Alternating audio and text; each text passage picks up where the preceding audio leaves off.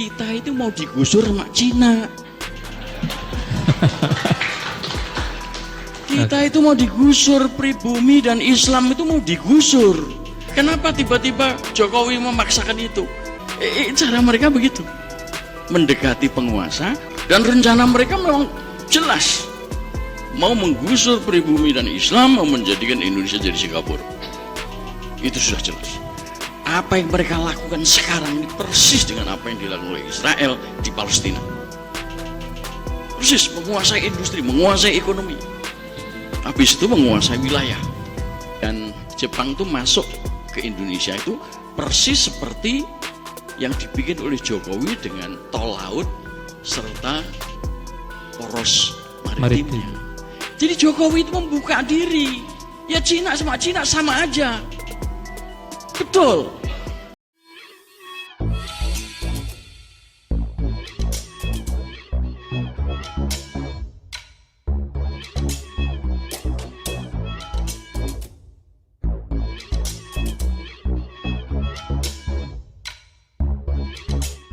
Tonton video ini sampai selesai agar Anda tidak gagal paham.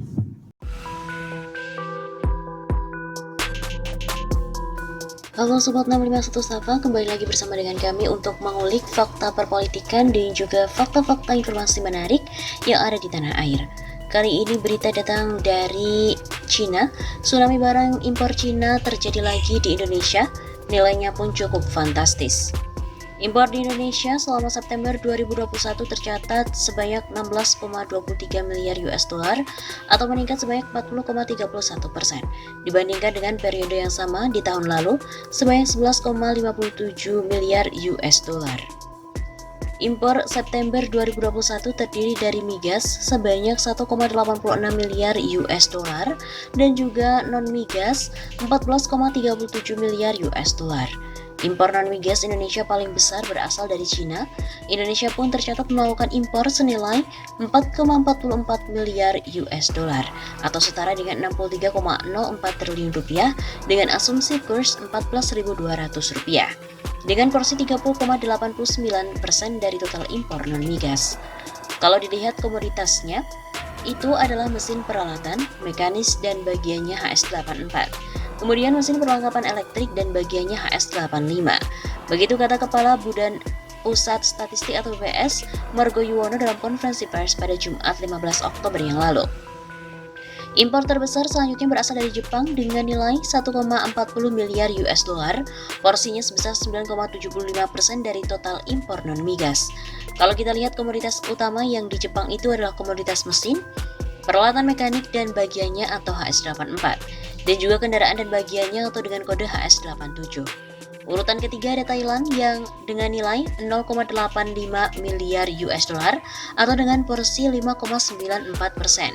Di bawah Thailand ada sejumlah negara di antaranya seperti Australia, Amerika Serikat, Singapura, Korea Selatan, India, Malaysia dan juga Taiwan. Terungkap pula cara RRC menghabisi bisnis dan juga produk-produk lokal di Indonesia. Mungkin kita juga jangan terlalu lugu untuk mempercayai informasi-informasi bahwa marketplace ada untuk menguntungkan UKM kecuali beberapa saja. Bisnis online sedang merajalela, unicorn juga sedang hangat-hangatnya untuk dibahas. Sayangnya banyak yang tidak paham dengan dampak berbahaya dari unicorn, apalagi jika pemerintah masih menutup mata akan kedunguannya. Seorang warganet tamatan swala bisnis di Inggris secara gamblang membongkar rencana Cina menghancurkan usaha kecil menengah Indonesia melalui unicorn lokal berbentuk marketplace atau situs jual beli. Marketplace memiliki data transaksi seller, produk mana saja yang laris, dari situ mereka akan mengembangkan produk-produk mereka sendiri.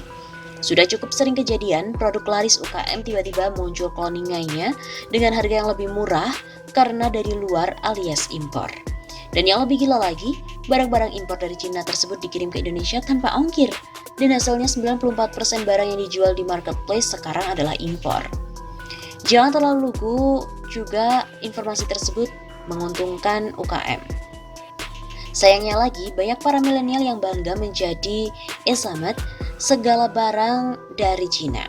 Mungkin saat ini ESA bertahan, tapi itu pun juga tidak akan lama, karena tahap selanjutnya seller-seller luar akan banyak direct selling ke market Esamet.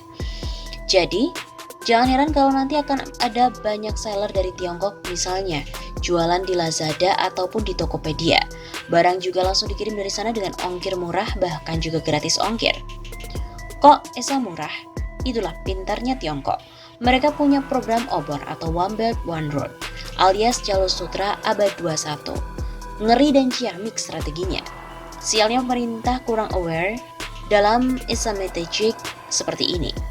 Barang marketplace 94% impor aja, Kemendak juga baru sadar akhir-akhir ini. Kalau Anda brand owner SM, pertimbangkan bijak apakah perlu memakai kanal marketplace. Kalaupun iya, jangan jadikan itu sebagai jangka panjang. Yang memegang database buyer adalah mereka. Anda juga harus mulai membangun kanal penjualan yang dimana database buyer Anda itulah yang Anda pegang. Sekedar informasi saja, Alibaba telah mengakui sisi Lazada senilai 3,5 miliar US dollar. Tokopedia senilai 1,1 miliar US dollar. Sementara Shopee yang menjadi pesaing dari Tokopedia dan Lazada di 3 besar marketplace yang paling banyak penggunanya di negeri ini dimiliki oleh Chris Feng dari Singapura.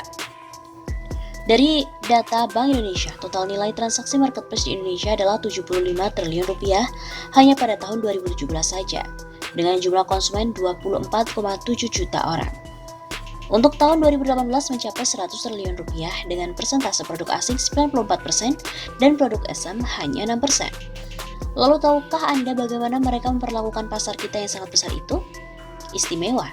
Miliaran dolar mereka telah dan juga siap kucurkan lagi untuk menguasai pasar e-commerce kita. Ya, di seluruh ISM ASEAN, Indonesia adalah pasar terbesar, bahkan mencapai 87% dari total pasar e-commerce Asia Tenggara. Melihat kenyataan ini sungguh miris rasanya. Kita diserang dan dikuasai dari berbagai arah, darat dan udara, dunia nyata dan dunia maya. Tambang kita mulai dari infrastruktur, pengairan, pembangkit listrik, kebun kita, tanah kita, perumahan dan kini e-commerce. Dan yang lebih lucu lagi adalah pemerintah memberikan jalan tol pada mereka. Jalan tol beneran dan jalan tol kebijakan untuk menguasai pasar kita. Ngeri dan kita jadi penonton saja. Marwah NKRI malah dikuasai oleh asing. Dan ayo kita munculkan lagi gerakan untuk belanja di warung sebelah. Share juga agar yang lain ikutan melek informasi dan sadar cinta NKRI sejati.